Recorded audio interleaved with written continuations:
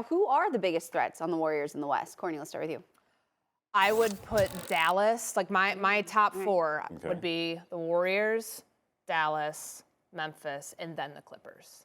Okay. I think that's fair. We don't know if Dallas is going to be able to keep Jalen Brunson. Probably not. And that's their own fault because they could have offered him an extension before this point. So you need another point guard. You need somebody to create for Luka Doncic. We know that they're going to prioritize that. You can go find that in the bargain bin of the NBA and still be effective because they have the depth pieces.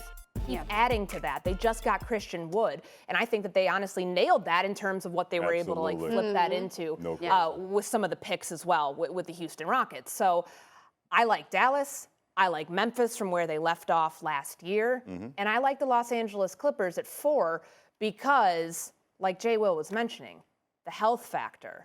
John Wall and Brad Beal had tried to get with Paul George in Washington for quite some time. So John Wall saw the opportunity in the buyout with his contract with Houston to get with the player he wanted to play with. So you have Paul George, Kawhi Leonard, John Wall. I think that's a really good trio right there. But I still think the Warriors, like Draymond Green had said when he was bringing this full circle and talking about Kyrie Irving teaming up with LeBron James, they'll be good. They may contend, but they're not going to beat the Golden State Warriors. The Warriors are, head and shoulders above every other team in the West as it stands right now, as long as Steph Curry is continuing to play at the level that he's playing at and that young core coming along.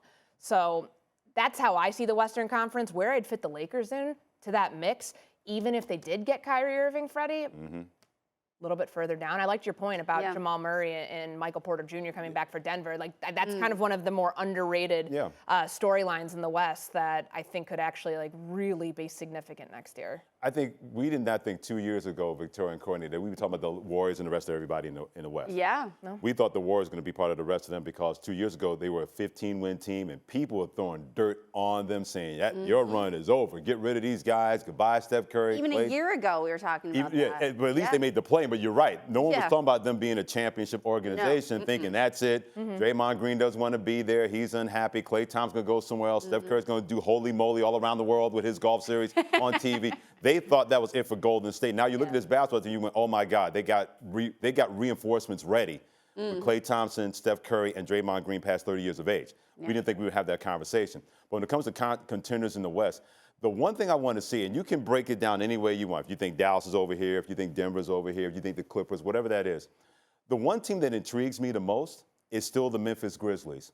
And not because I think they can challenge Golden State, because I know they can. I want to see how they handle being the hunted instead of being the hunter.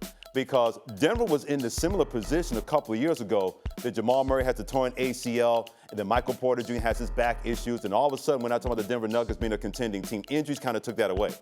The Memphis Grizzlies are a young and upcoming basketball team, but it's one thing to chase. It's another thing to be being chased. I go back to the Atlanta Hawks because everybody talked the Atlanta Hawks. They make the Eastern Conference Finals. Trae Young was doing the ice tray thing, and they were the darling of everybody. And people said, this team is going to contend in the Eastern Conference. Hey, Brooklyn, you better watch out. Hey, Philadelphia, you better watch out. They could not handle being the hunted early on, and it really affected that basketball team. Now, I think Memphis's mental makeup is better than the Atlanta Hawks, but I want to see how they handle that with each and every night. You're getting everybody's best shot. You're not just a cute little team anymore, and Ja Morant's the darling. You're not young anymore. Think about it. Still relatively they're young. young now, but think about what happens next year and then the years beyond that. Eventually they're not going to be the group of 23-year-olds that's dominating the NBA. Yeah, I want to see how they handle that because I want to see exactly how they make that work, Courtney, from that standpoint. Because it's one thing to say, we're on the up and up, more than ever before. Sports is a second-by-second league. It's not game by game. It's not year by year. It's second by second. And Memphis better realize that. So you can say that you're renting space in the heads of the Golden State Warriors. They got 4 more than what you don't have, and that's a championship. They just won the previous championship. So whatever the West breaks down, I know Golden State can handle it. I believe Dallas can handle it. I want to see how Memphis handles being the hunted instead of being the hunter. You know what's hilarious, too? We haven't even mentioned the team that had the 1 seed in the West last year. Yeah, that's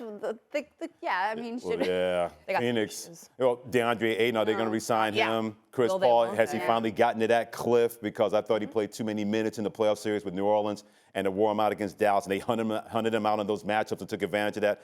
Devin Booker, although I said getting away from a gender, that helps his career. So that's a plus for Phoenix in the offseason from that standpoint. And Monty Williams, one of the best coaches coaches in the league. But you're exactly right. We're talking about a team that was a 1 seed, and no one is even talking about them. Not just winning an NBA championship, but even contending in the West, because we wonder how much did they overstate themselves by winning 64 games and then having that flame out in the second round against Dallas.